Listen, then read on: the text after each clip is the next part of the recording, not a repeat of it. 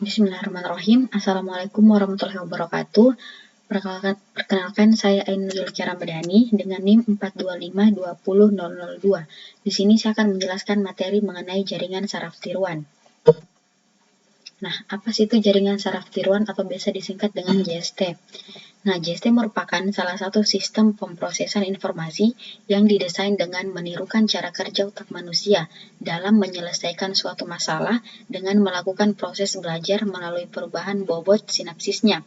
Nah, jaringan saraf tiruan ini mampu melakukan pengenalan kegiatan berbasis data masa lalu, di mana data masa lalu akan dipelajari oleh jaringan saraf tiruan sehingga mempunyai kemampuan untuk memberikan keputusan terhadap data yang belum pernah dipelajari. Nah, hubungan antar syaraf terjadi secara dinamis, di mana otak manusia juga memiliki kemampuan untuk belajar dan beradaptasi, seperti mampu mengenali pola, wajah, dan mengontrol organ tubuh. Neuron merupakan sistem yang fault tolerance, di mana dapat mengenali sinyal input yang berbeda dari sebelumnya, dan tetap dapat bekerja walau beberapa neuronnya rusak, atau dengan kata lain, neuron lain dapat tumbuh dan dilatih. Nah, jaringan saraf tiruan merupakan suatu sistem pemrosesan informasi yang mencoba meniru kinerja otak manusia. Nah, baik tidaknya suatu model JST ditentukan oleh yang pertama, pola antar neuron atau disebut arsitektur jaringan. Yang kedua, metode untuk menentukan dan mengubah bobot atau disebut metode learning. Dan yang ketiga yaitu fungsi aktivasi. Nah, JST dapat belajar dari pengalaman. Biasanya JST juga biasanya berhubungan dengan angka atau numerik, sehingga data yang tidak numerik harus dibuat ke numerik. Nah, JST juga disebut black box atau tidak transparan karena tidak mampu menjelaskan bagaimana suatu hasil didapatkan. JST juga mampu menyelesaikan permasalahan yang tidak terstruktur dan sulit didefinisikan. Nah, adapun kelebihan dari jaringan saraf tiruan. Nah, yaitu mengakuisisi, generalisasi, dan ekstraksi, kemudian ada fault tolerance, dan ada perhitungan paralel. Nah, JST juga mampu melakukan klasifikasi, asosiasi, self-organizing, dan optimasi. Nah, dari kelebihan adapun terdapat kelemahan dari jaringan saraf tiruan. Nah, yang pertama yaitu kurang mampu untuk melakukan operasi-operasi numerik dengan presisi tinggi.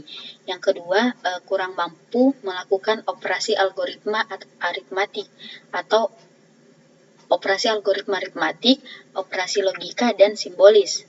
Nah, untuk kelemahan yang ketiga yaitu lamanya proses training yang mungkin terjadi dalam waktu yang sangat lama untuk jumlah data yang besar.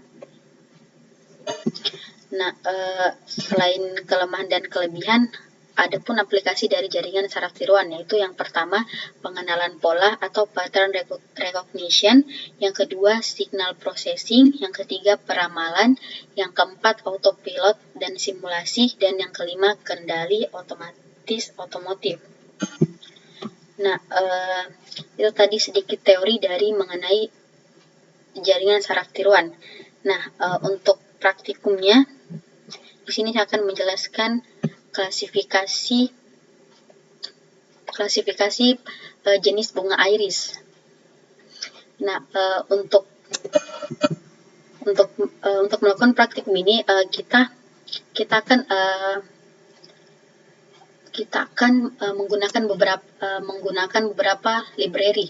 Nah, di sini kita akan query untuk melakukan beberapa import library tersebut. Itu di sini kita import image, kemudian import streamlit, import pandas, kemudian image dataset, Gaussian NB, dan MLPC classifier. Nah, kemudian di sini kita streamlit write untuk judul dari klasifikasi ini yaitu klasifikasi bunga iris, di mana klasifikasi jenis bunga iris. Nah, kemudian kita lakukan memasukkan gambar. Nah, di sini untuk gambarnya bernamakan bunga.jpg. Nah, untuk inputan datanya, di sini ini merupakan query untuk menginput data. dimana kita membuat header parameter dengan nama parameter inputan, kemudian def input user, dimana ada panjang sepal, ada lebar sepal, panjang petal, dan lebar petal. Kemudian kita input data, panjang sepalnya, lebar sepalnya, panjang petal, dan lebar petal. Kemudian fitur, pandas data frame, data indeks sama dengan 0. Kemudian kita return fitur. Nah, setelah itu kita bikin subheadernya dengan nama parameter inputan, kemudian kita streamlit wire df. Nah, kemudian di sini ada query untuk klasifikasi bunga iris, di mana dataset .load_iris, kemudian ada iris.head, di mana x sama dengan iris.data, y iris.target. Nah, kemudian untuk modelnya ada MLP classifier, model.fit x, y. Kemudian untuk prediksi sama dengan model.prediksi dan prediksi underscore prob model .prediksi underscore proba. Kemudian untuk subheadernya kita beri nama label kelas dan nomor indeks yang sesuai. Kemudian kita write iris.target underscore names. Kemudian untuk subheader selanjutnya yaitu prediksi atau hasil klasifikasi. Kemudian kita write iris.target underscore names, prediksi. Dan yang terakhir itu subheader untuk probabilitas hasil prediksi atau klasifikasinya dengan write prediction underscore prob. Nah, ini tadi query untuk melakukan klasifikasi jenis bunga iris. Nah, untuk menjalankan kita masuk ke CMD, kemudian kita masuk ke venv-nya yaitu ainun script.activate. Nah, untuk menjalankan kita mengetik streamlit run, nama aplikasinya yaitu klasifikasi.python, dan kita enter. Nah, setelah ini maka akan masuk ke webnya. Nah, di sini tampilan web pada klasifikasi bunga iris. Nah, di sini ada klasifikasi jenis bunga iris, kemudian gambar yang tadi kita masukkan, ada versicolor, setosa, virginica. Nah, ini untuk parameter inputannya. Di sini kita akan melakukan uji coba nantinya untuk parameter inputan. Kemudian ada header label kelas dan nomor indeks yang sesuai.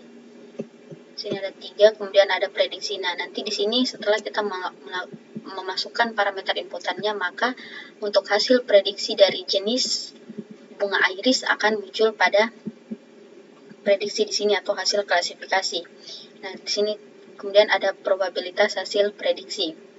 Nah, langsung saja kita coba, yaitu di mana di sini ada parameter inputan, di sini ada panjang sepal, lebar sepal, panjang petal, dan lebar petal. Di sini kita bisa memainkan angka yang akan kita masukkan untuk panjang sepalnya untuk melihat untuk hasil jenis bunga iris yang terdeteksi.